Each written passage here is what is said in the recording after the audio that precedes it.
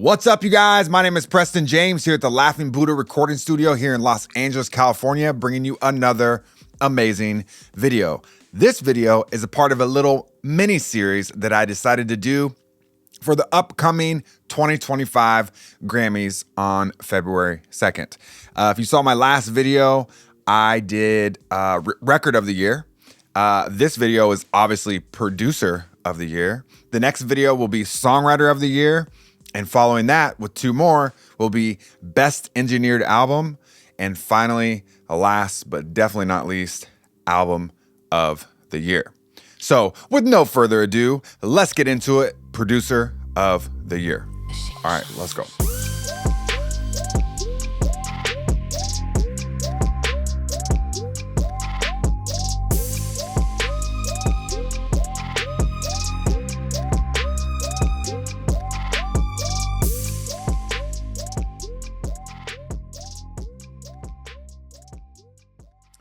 All right, you guys, so Producer of the Year.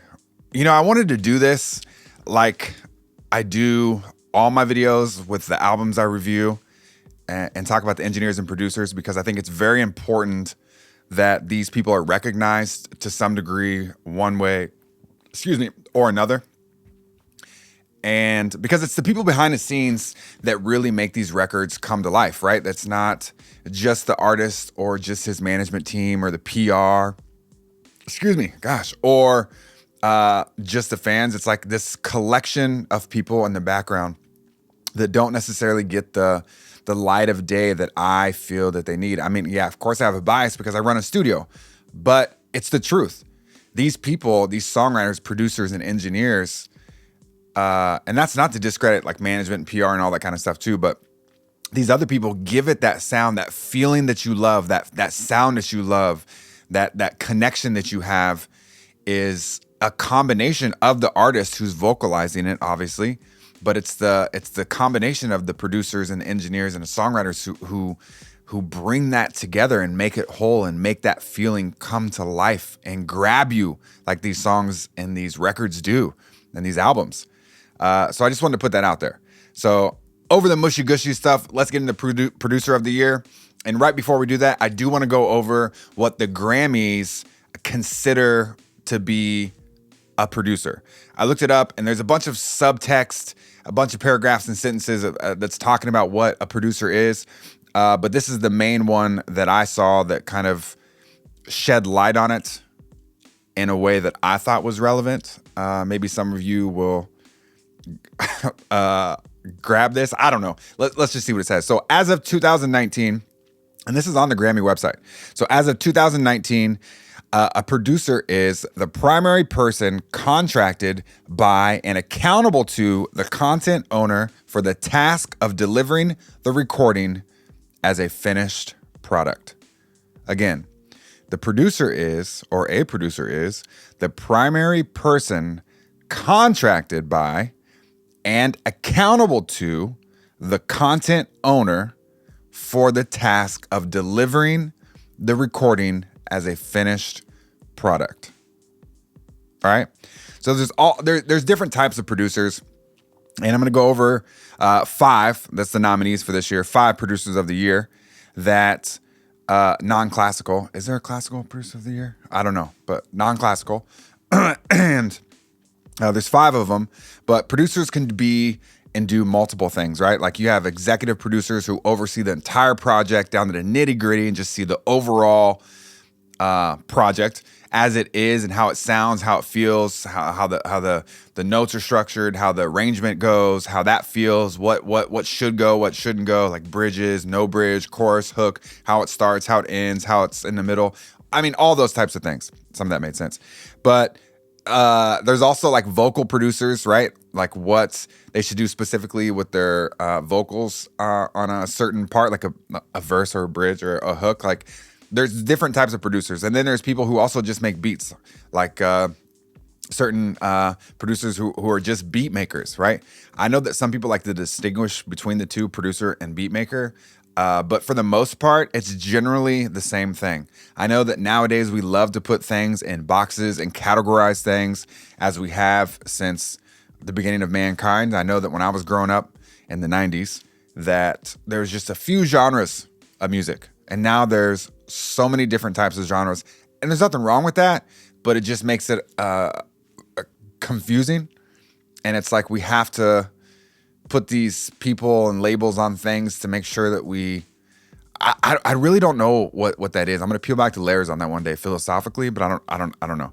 So let's get into it. No further ado, let's get into it. So our first, and I want to say this, that I'm gonna tell you the producer's name, and then I'm gonna go over the songs that gave them the Academy's clarity to choose these producers as a nominee for the year. So the songs that were listed for the 2024 year that put them at the forefront of the Academy's mind for Producer of the Year, for the nomination. Okay, so the first artist or producer, is Alicia Benveniste, and her songs for the year that she's being recognized for. And I apologize if I mess up the names. I do not mean to. I sincerely apologize. So Bugs by Jamila Woods, from the album Water Made Us. Don't Matter by Ray Khalil. Honey by BJ the Chicago Kid. Irreplaceable, also by Ray Khalil. Is It Worth It, also by Ray Khalil. Love Takeover by Lion Babe. And Spend the Night, which is also by BJ the Chicago Kid featuring Coco Jones. Now, most of these are R&B soul, with the exception of Jamila Woods, which is considered alternative, and Lion Babe, which is considered dance music. So Alicia Benveniste produced all these songs. She got her start and graduated from Berklee School of Music in 2014. And then soon thereafter, in 2017, which really kind of put her on the map, she produced an album called Worldwide Funk by an artist named Bootsy Collins. And Bootsy Collins is the former bassist for Parliament Funkadelic, George Clinton's band. Those of you who have been around definitely know who that is. Definitely one of the best bass players in the world, Bootsy Collins. So the fact that she was able to jump on this record and help produce this and deliver this to the masses was a huge stepping stone for her. And, it really just solidified her for her career and in the music industry. So that was a huge break for her. But she's also worked with artists like Mary J. Blige, Nile Rodgers, Bruno Mars, Calvin Harris, Earth Gang, Chloe Bailey, Coco Jones, CeeLo Green, and Daniel Caesar, just to name a few. Her list is extensive, but I try to put some of the bigger names up there for you guys to kind of connect with and recognize from the jump. So yeah, that is Alicia Benveniste. A kind of cool fun fact about Alicia Benveniste is that she does these DJing. I should say she hosts these events where she DJs and plays instruments at the same time. It's pretty crazy, but she's multi-talented, multifaceted, but she puts on these events every year. I shouldn't say every year. It's once in a while. I don't know how often it is, to be honest, but they're called Boogie Nights, where she has a combination of music, art, and fashion. And I think that's a cool way for people to commingle and network and have a good time. Right? Like that's kind of cool that she does that and as a producer. And I'm not sure if she does her own music and just kind of spinning her own records or what she's doing, but it sounds like a cool thing to do. So she sounds like an awesome person, and definitely listen to some of those songs that I mentioned. I didn't listen to all of them, but BJ the Chicago Kid was definitely, I don't know, that just kind of captivated my soul. His voice is one of those voices and singers and artists that just feels like and sounds like it needs to be on a microphone. I feel like Snoop Dogg has that voice. Like when you hear Snoop's voice, you're like, yeah, that voice belongs on a microphone. It belongs to the people. Like that's right. Like people should be hearing this person's voice. That's what I felt like with BJ the Chicago Kid. He has a very unique, deep, bodied voice with this like crystal clear clarity, if that makes sense. But it's very, very wholesome. Sounds great. So check out BJ the Chicago Kid as well as Ray Khalil and Jamila Woods. They have some really good records. So yes. So now moving on to the second Producer of the Year nominee, Ernst D. Mile Emil II. the songs that he's being recognized for this year is Algorithm by Lucky Day, which is also the name of the album, which he also did, but that's the song. Bay Song by Ko Wetzel, which is the country singer. I think you say Ko Wetzel. Die with a Smile by Lady Gaga and Bruno Mars, of course. Hurricane by Lucky Day. Power of Two, which is by Victoria Monet. Interestingly enough, is that it's from the Star Wars The Alkalite soundtrack, which I think is the mini series or limited series that they have on Disney, I believe. Don't quote me on that either. And then finally, That's You, also by Lucky Day. Also a cool, interesting fact, which I'll talk about in the next couple videos, is that Lucky Day's album is also, Algorithm is up for Best Engineered Album. So I kept seeing his name, Lucky Day, Lucky Day, Lucky Day. And then I had a friend at work tell me that he got his start from American Idol or one of those TV shows, which I also thought was kind of cool. So he's definitely at the forefront of people's minds in the music industry. So, and this album is all over the place. And I have listened to it, and it is good. There's some unique things going on there, and it can be very clear at sometimes and smooth, and then very grimy and rusty and just, I don't know, gritty. But it really sounds good. So check out Lucky Day's album. So Durance D Mile, Emil the second. I think he goes by D Mile. But he had his first break for writing songs and producing, but writing songs. And his biggest first breakthrough was that he worked for Rihanna and did this songwriting and producing for Rihanna's first album, Music of the Sun. And I think that's enough said. That's all I really need to say. No, I'm just kidding. But that was his big first album. And it doesn't get bigger than that, right? Rihanna's one of the biggest artists in the world. And if you worked on that album, songwriting, producing, whatever you did, that goes into your credit history and you are solidified, right? Because that's the album that put her on the map, and she just blew up after that. So the fact that he worked on that is huge. And then after that, not like that wasn't big enough, right? Like that wasn't big enough working on Rihanna's first album. The second album that was huge for him that he worked on was Janet Jackson's album, Discipline. Janet Jackson's album, Discipline. Man, this dude's just getting it. And he also mostly does R&B, soul, kind of popish music as well, just like Alicia Benveniste. But he, to tie that off, the last two big albums that he worked on that really, really, really put him on the map for the industry, if those two weren't enough, right? If those two weren't enough, was Justin Bieber's first album, My World, and Mary J. Blige's album, The Breakthrough. Right? This dude has worked with the best of the best and is still killing the producing game and up for some Grammys. Good for this dude. This dude obviously does this because he loves it and he's really fucking good at it. So shout out to him, really. But he's also worked with Diddy, Usher, Alicia Keys, Brandy, Celine Dion, Trey Songz, Chris Brown, Jennifer Lopez, T.I., Rick Ross, Tony Braxton, just to name a few, right? A lot of these people have worked with numerous artists. They've been in the game for a while. They've made the climb. They started where they started and just worked their way up and have done big things and worked with big artists. And the list is very extensive. When I was going through my songwriter list, which is going to be the next video in the next couple days, the songwriters, the songwriter nominees, some of those people, like Amy Allen's worked with 169 different songs, 165 or something crazy like that. So I can't go through all the artists they've worked with is what I'm trying to say. So I try to give you just the highlights of some of the big artists and big names that they've worked with to give you an idea. And I know I just said that, but I'm just reiterating. But he also won a Grammy for Best Urban Contemporary Album for the Carters, and Everything Is Love and Boss on that album. So that's a big accomplishment as well. And hopefully you guys know who the Carters are. And what else am I going to put? Oh yeah, so he executive produced and musically produced the entire album of Lucky Day, like I was saying, that Algorithm album.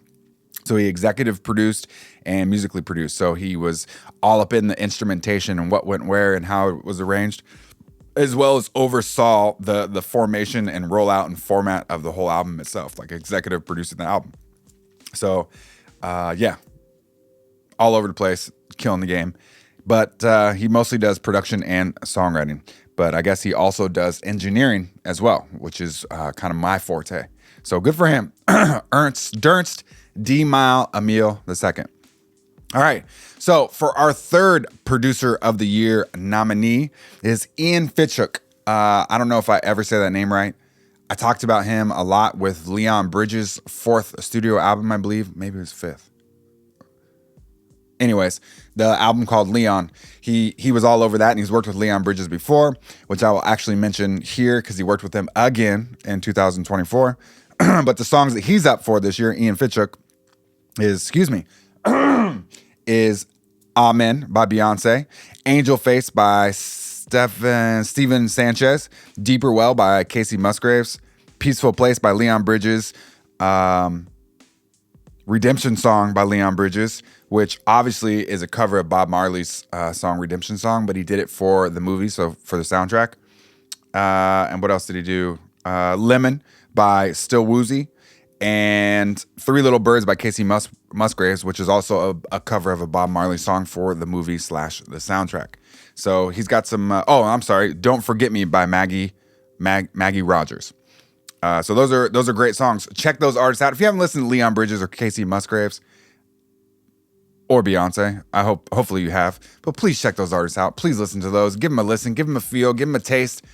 It'll change your life. Great artists. Glad we are able to listen to their music. I really am. So Ian Fitchuk. He is a songwriter and producer. He's way of Chicago. Both of his parents were accomplished classical musicians and educators, so he did have a start at an early age, which is great. I wish I would have. That would have been awesome, but good for him. He works with singer-songwriter, pop and rock and country. Those are his main areas or genres of music that he works with. He's worked with people like James Bay, Shania Twain, Andrew Combs, Lucy Silva's brothers Osborne, Shawn Mendes, and Leon Bridges, of course. Again, just to name a few. But his biggest accomplishment so far is the fact that he worked on Golden Hour and helped produce Golden Hour by Casey Musgraves, and they won Album of the Year in 2019 for Album of the Year and Best Country Album for the Grammys. I think I said that twice, but Album of the Year and Best Country Album for 2019. So that was his huge kind of breakthrough, I guess. I mean, he had been previously working with artists before that, but that was the one that gave him the solidification in the industry for top-notch producer. And it's not to say that just because you get a Grammy means that you're the best, right? I know that G-Eazy talks about that, and some other artists, but that doesn't mean that you're an end-all be-all, right? Like, to get a Grammy, you have to submit your name to the hat. Like, you have to submit it, or somebody has to submit it for you. You have to agree to it, all these different requirements. So it doesn't mean that that's the end-all be-all.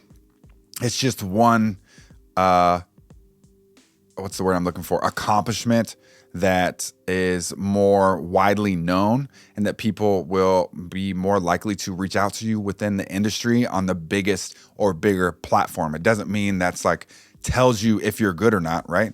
It's just a big accomplishment, but it does not by any means tell you that you're not good or just as good as other artists, right? It's very subjective, this world of music and art. Very subjective. So, yes. All right. Moving on to our fourth producer of the year nominee, DJ Mustard, way of Los Angeles, California. And we all know that he's been all over the map this year, specifically and especially with his song, Not Like Us. But he's also up not only for that one, but he's also up for Faith of a Mustard Seed by Mustard on his album, and Parking Lot with Travis Scott. So those are the only three songs that they had mentioned on the Grammy website. But we all know that he's worked with Gunna, YG, Ty Dolla $ign, Tyga. That's primarily where he got to start here in California and Los Angeles, is with those artists. So, and he's worked with Gunna, a lot of dudes out of Atlanta, Young Thug. It's just endless with him, and especially in the West Coast rap game, but also in the South, / some trap music in Atlanta. But he just kills it. DJ Mustard. Interesting and fun fact is the principal at my school now actually taught him at Dorsey High School, which is close to where I teach. So that's kind of cool. My 6 degrees of separation. But yes, fun fact is he also his producer tag, if you didn't know, came from YG from the end of the song, I'm Good. Didn't know that, found that out, thought that was kind of cool. But he released his first solo album in 2014 called 10 Summers on or with Rock Nation / Republic Records, which was like his big breakthrough, right? I want to give these producers and DJ Mustard, like all these producers, I want to give them their accolades, and I want to say that they put in the work. They're not just being nominated for Producer of the Year because they submitted themselves and they're good and they came out with some good songs this year. These people have worked hard throughout their entire life, especially over the last few years, to get to where they are. So it wasn't like that just happened overnight.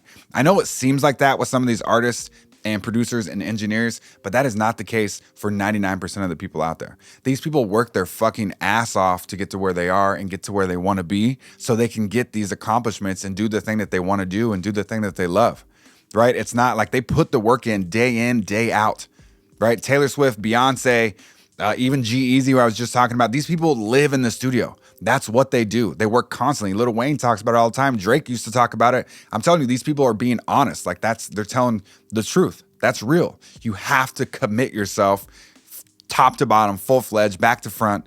That's it. And that's why these people are at the forefront of every single conversation in their genres of music.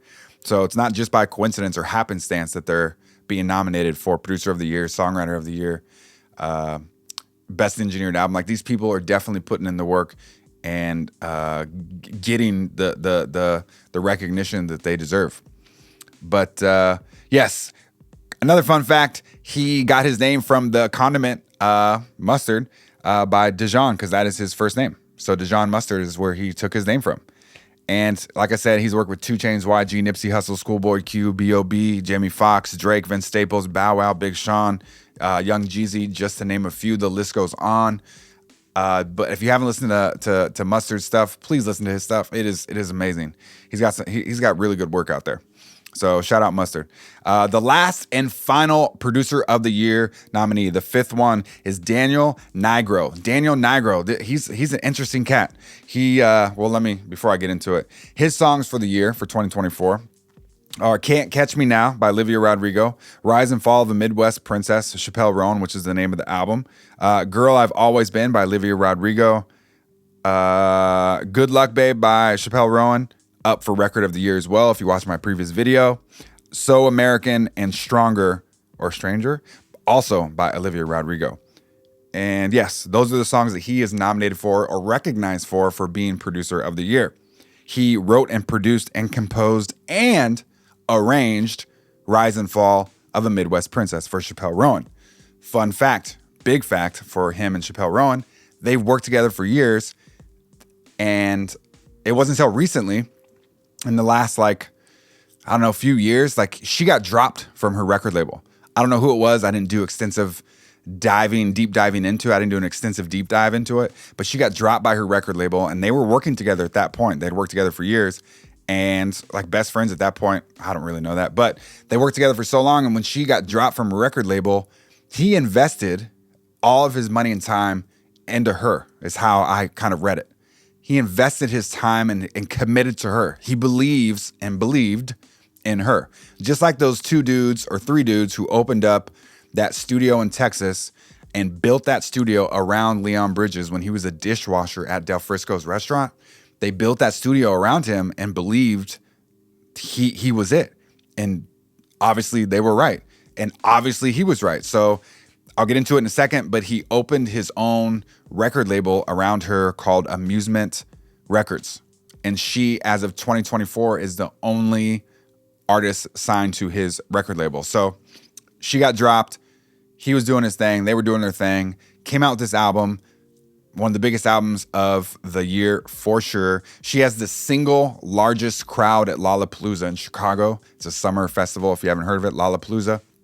Every summer in Chicago, most summers, she has the single largest crowd that they've ever had for one single artist. That I thought was kind of cool. He won his first big album of the year, pop album of the year for Olivia Rodrigo's 2021 album, Sour. He was Producer of the Year for Variety's Hitmakers for this year, 2024. He was also Songwriter of the Year for the ASCAP Pop Music Awards for 2024 this year as well. But he's from Long Island, New York. He got a little fame from a band he started called As Tall as Lions. They made the climb. He was doing his thing, like I said, from New York, and they got as far as like being on Jimmy Kimmel Live, and they kind of did this, and then they broke up. And then he did the split decision of coming out to California to be a songwriter. And it wasn't working out, from what I understood. It wasn't working out for a while. And then all of a sudden he wrote a jingle. And if you don't know what a jingle is basically like those car commercials you listen to and those songs that get stuck in your head. Those little JG Wentworth, blah, blah, blah. Like all those little jingles. That's called a jingle. It's called a jingle. But excuse me, he wrote one for McDonald's, and that is how he got his claim to fame. Not being in As Tall as Lions and not doing that part, but getting recognized for that jingle for McDonald's. And then after that, he worked with Sky Ferreira. I think that's how you say her name, but Sky Ferreira. And then the rest is history. Started working with Chappelle Rowan later on, and here they are. Producer of the Year, Record of the Year, and I think it might be up for Album of the Year, but please don't quote me on that. We will obviously find out. So that's it. The 5 producers of the year. Hopefully you enjoyed it like the rest of the videos. Again, I will be bringing you Songwriter of the Year next video. So the nominees for Songwriter of the Year for the 2025 Grammys here on February 2nd. We will also go over Best Engineered Album, and last and definitely not least, Album of the Year, which will be really cool. So hopefully you guys enjoyed it. I love you guys. Thank you as always for tuning in. I really appreciate the love and support. My name is Preston James here at the Laughing Buddha Recording Studio here in Los Angeles, California. Hit us up if you want a recording or mixing done, and would love to collaborate with anybody. I also run a podcast called The Reflection. You can find me on YouTube at The Reflection_PJ. But until then, until the next video, I love you guys. Be safe. Do what you got to do to get to where you want to be so you can do what you want to do. Do what you got to do to get to where you want to be so you can do what you want to do. All right, guys. And last but not least, release your music, release your content, release your videos, release everything. Release it. Life is short. Don't sit on it. It's probably just sitting on your computer. Release your content. Release your music. The world will be a better place because your music and content is out there. You are a good person. You are a valued person. The world is a better place because you are in it. All right. Love you guys. Be safe. Catch you next time.